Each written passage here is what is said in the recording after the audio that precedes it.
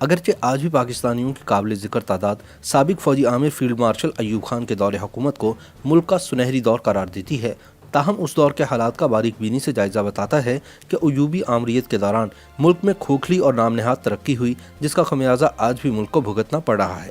سابق military dictator general Ayub Khan کے مداحوں میں عام پاکستانی ہی نہیں بلکہ دنیا کی بااثر شخصیات بھی شامل تھی۔ فرانس کے صدر ڈگال سے لے کر امریکی صدر جانسن تک مغربی لیڈران پاکستان میں اقتصادی ترقی کے گن گا رہے تھے۔ حتیٰ کہ اس دور کے عالمی بینک کے صدر رابرٹ میکنمارا نے بھی ایوب خان کے زیر اہتمام پاکستان کو دنیا میں ترقی کے حصول کی ایک سب سے بڑی کامیابی قرار دیا تھا۔ تاہم ماہرین نے جلد ہی اس نقطے کو ظاہر کیا کہ ڈگال، جانسن، میکنمارا اور دیگر نے صرف اقتصادی ترقی پر غور کیا اور دولت کی تقسیم کو نظر انداز کر دیا تھا، جس کے نتیجے میں بے چینی، اشتعال انگیزی پیدا ہوئی جو بالآخر مشرقی پاکستان کی علیحدگی کی وجہ بنی۔ یہ ہمارا معاشرتی المیہ ہے کہ سول اور فوجی ڈکٹیٹرز، فاشسٹ، نفرت پھیلانے والی مذہبی شخصیات اور قانون ہاتھ میں لینے والوں کے بھی لوگ عقیدت مند بن جاتے ہیں۔ فوجی ڈکٹیٹرز اس معاملے میں زیادہ خوش قسمت ہیں۔ وردی یا عام کپڑوں میں ملبوس جنرل ایوب خان کے حمایتیوں کی ایک بڑی فوج آج بھی اس سنہری دور کے گن گاتی ہے جب جنرل ایوب صاحب اقتدار تھے۔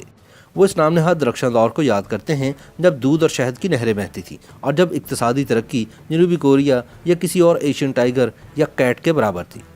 آج سے کچھ 6 عشرے قبل بطور طاقت پاکستان کے اقتدار پر قبضہ کرنے والے جنرل ایوب خان کے دور کے بارے میں عام سننے کو ملتا ہے کہ ان کے دور میں اقتصادی ترقی اور خوشحالی پیدا ہوئی اور دنیا میں پاکستان کی ساکھ میں اضافہ ہوا، مگر اس دور کے اقتصادی حقائق اتنے بہتر نہیں جتنا لوگ سمجھتے ہیں۔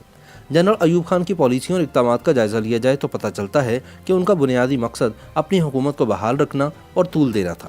یہ ان کی حکومت نے ہی بنگلہ دیش کی علیحدگی کا بیج بویا اور اس پودے کو بے تحاشا پانی فراہم کیا گیا۔ پھر اگلے چند برسوں میں سقوط ڈھاکہ کا واقعہ پیش آ گیا۔ ایوب خان نے محترمہ فاطمہ جناح کے خلاف حمایت حاصل کرنے کے لیے مذہبی بنیاد پرستوں کو مضبوط کیا۔ کئی لوگ اقتصادی ترقی کو ان کی غیر معمولی کامیابی گردانتے ہیں، مگر اس دوران آمدنی میں عدم مساوات کو فروغ ملنے سے ملک میں صرف 20 گھرانوں کو عروج نصیب ہوا جنہوں نے قومی وسائل پر اپنا اختیار جما لیا اور اپنے پاس کالا دھن جمع کیا۔ اس طرح باقی لوگوں میں غربت، بھوک اور مایوسی پھیلتی رہی۔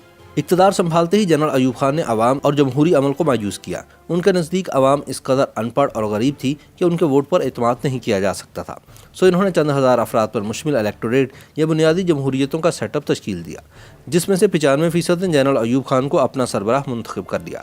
جنرل ایوب خان نے داخلی افراتفری کی صورتحال کا سیدھا ذمہ دار سیاستدانوں کو ٹھہرایا اور ان پر الزام عائد کیا کہ انہوں نے ذاتی مفادات کے لیے ملک کا سودا کیا۔ وہ مشرقی اور مغربی پاکستان کے بڑے سیاستدانوں کو جیل میں ڈالنا چاہتے تھے۔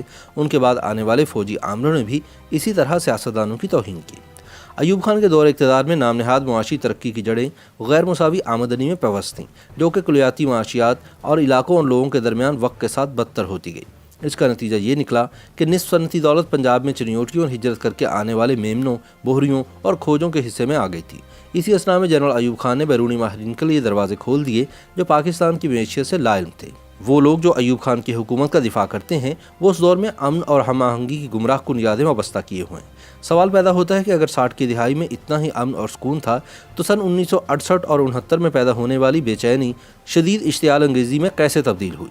دراصل وہ حقیقی اقتصادی ترقی نہیں تھی بلکہ چند افراد کے ہاتھوں میں بڑھتی ہوئی دولت اور طاقت کی بہتات تھی، جس نے محرومیوں کو جنم دیا اور یوں اشتعال انگیزی کو فروغ ملا۔ جنرل ایوب خان کی جانب سے برسوں تک مغربی پاکستان پر ترجیحی بنیادوں پر کام کرنے کا ہی صلہ تھا، جس وجہ سے مشرقی پاکستان والوں میں غم و غصہ پیدا ہوا۔ ایوب خان نے 3 بڑے منصوبوں جن میں نئے دارالحکومت کی تعمیر اور 2 بڑے آبی منصوبے یعنی منگلا اور تربیلا ڈیم کی تعمیر صرف مغربی پاکستان تک ہی محدود رکھی۔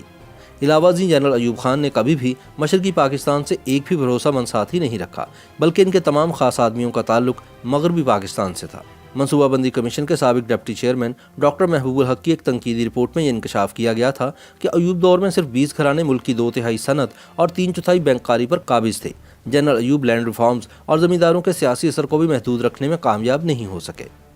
معروف انقلابی شاعر حبیب جالب اس ناانصافی کو نظر انداز نہ کر سکے۔ سیاسی اجتماعات میں جب وہ ان 20 نودولتیوں پر ملامت کرتے ہوئے اپنی شاعری سناتے جو کروڑوں کو غربت میں چھوڑتے ہوئے خود اور بھی امیر بن گئے تھے تو سننے والوں پر سختہ طاری ہو جاتا تھا۔ حبیب جالب نے لکھا تھا، 20 گھرانے ہیں آباد اور کروڑوں ہیں ناشاد، صدر ایوب زندہ باد۔ معاشرے کو جدید بنانے پر یقین رکھنے والے ایوب خان جلد ہی مذہبی قدامت پسندی کی لپیٹ میں آ گئے، کیونکہ پالیسی میں آنے والے یکسر موڑ نے اقتدار پر ان کے اختیار کو طول دیا۔ चूँकि जनरल अयूब ने सन 1963 की करारदाद मकासद के अहम नकात जिन्हें पहले आइन से खारिज कर दिया गया था इनको बहाल किया, इसलिए सरफराज हुसैन अंसारी ने पॉलिसी को दोबारा दस्तावेजी सूरत दी।